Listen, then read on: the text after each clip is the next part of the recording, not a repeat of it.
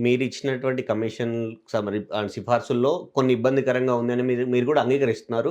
అది wrong projection అయిందని కూడా చెప్తా ఉన్నారు. సో, వాటిని మార్పులు, చేర్పులు చేయడానికి ఏమైనా అవకాశం ఉంటుందా? అంటే అంటే సీఎం గారితో మాట్లాడే సందర్భంలో కావచ్చు, మీ అంటే విద్యాశాఖ అధికారులతో మాట్లాడడానికి అవకాశం ఉంటుంది కాబట్టి, అట్లాంటి సమయంలో మార్పులు, చేర్పులు చేయడానికి కావచ్చు, అట్లాంటివి ఏమైనా అవకాశం ఉందా ఫైనల్‌గా? అంటే ఎప్పుడైనా గూడా ఏ కమిషన్ అయినా దేని మీద రాష్ట్ర ప్రభుత్వం గాని, కేంద్ర ప్రభుత్వాలు కమిషన్ ఏసినప్పుడు కొన్ని విషయాల పట్ల అభ్యంతరాలొస్తాయి. చెప్పారు గదా! అభ్యంతరాలొచ్చినప్పుడు వాటిని మళ్ళీ పరిశీలించి, మళ్ళీ కన్సల్టేషన్ చేసి కొన్ని మార్పులు, చేర్పులు అనేటివి ఉంటాయి. కానీ ఇక్కడేంటంటే మీరు మొదట్లోనే అన్నారు గదా!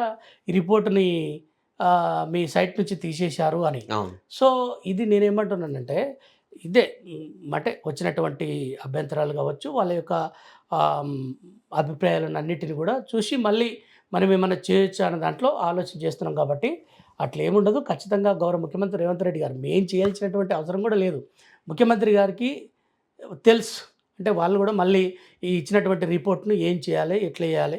ఏ అంశాలు మనకు సాధ్యమైతాయి? పొలిటికల్‌గా రేపు వాళ్ళకి గూడా పొలిటికల్‌గా ఇబ్బంది జరగొద్దు కాబట్టి, ముఖ్యమంత్రి గారు సానుకూలంగా ఉన్నప్పుడు సానుకూలమైనటువంటి అంశాలనే ఎక్కువగా పరిగణలోనికి తీసుకునేటువంటి అవకాశం ఉంటది. కాబట్టి నేను ఒక విషయం మాత్రం స్పష్టంగా చెప్పదలుచుకున్నా.